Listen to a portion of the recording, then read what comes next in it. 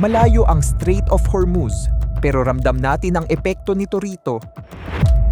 Habang tumitindi ang tensyon sa gitnang silangan, maraming Pilipinong seafarer ang nalalagay sa panganib. May mga nasugatan. Maraming pamilya ang nag-aalala. At kapag naaantala ang galaw ng langis at kalakalan sa dagat, tumataas din ang presyo ng krudo at epekto nito sa kabuhayan dito sa Pilipinas. Sa ganitong sitwasyon, mahalaga ang matatag na institusyon. Nakikipag-ugnayan ang DFA para sa kaligtasan ng mga Pilipino sa rehiyon.